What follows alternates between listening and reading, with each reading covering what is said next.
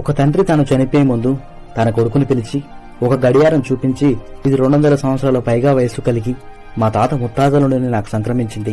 అయితే ఇప్పుడు నేను దీనిని నీకిచ్చే ముందు ఒకసారి నువ్వు బజార్లోని గడియారాల షాపుకు వెళ్లి దీని విల ఎంతో తెలుసుకుని రాని పంపాడు. కొంచెం సేపటి తర్వాత కొడుకు తిరిగి వచ్చి, ఈ గడియారం బాగా పాతది కావున 350 రూపాయలకు మించి రావన్న రాని చెప్పాడు. అయితే తండ్రి ఈసారి ఆ కొడుకుని అదే గడియారాన్ని ఒక పురాతన వస్తువుల దుకాణానికి పంపి మళ్లీ దాని ధర ఎంతో తెలుసుకుని రమ్మన్నాడు.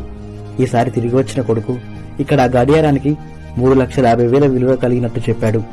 ఆ తండ్రి అంతటితో ఆగకుండా మరలా కొడుకుని మ్యూజియంకి అదే గడియారం తీసుకెళ్లి దాని విల ఎంత తెలుసుకుని రమ్మన్నాడు. కొద్దిసేపటి తర్వాత తిరిగి వస్తున్న కొడుకు మొహం వెలిగిపోతుండగా మ్యూజియంలో ఈ పాత గడియారంను పరిశీలించడానికి ఒక నిపుణుడు వచ్చి పరిశీలించి ఈ పాత గడియారం విలువ ₹1,00,00,000 వెలకట్టినట్టు చెప్పాడు. కాగా అది విన్న తండ్రి కొడుకుతో, దీని ద్వారా నేను నీకు చెప్పాలనుకుంటున్నది ఏంటంటే, నీ విలువ కూడా నువ్వు ఉన్న ప్రదేశమును బట్టి నీ విలువ మారుతూ ఉంటుంది. అందుకే నీవు ఎప్పుడు తప్పుడు ప్రదేశంలో ఉండవద్దు. నిన్ను నీ వ్యక్తిత్వాన్ని గౌరవించని, నీకు కనీస విలువ లేని ప్రదేశంలో అస్సలు ఉండవద్దు అంటూ చెప్పాడు.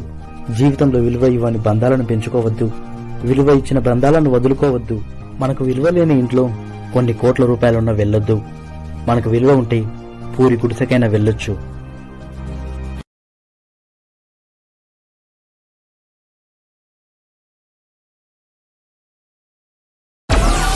Download Moj.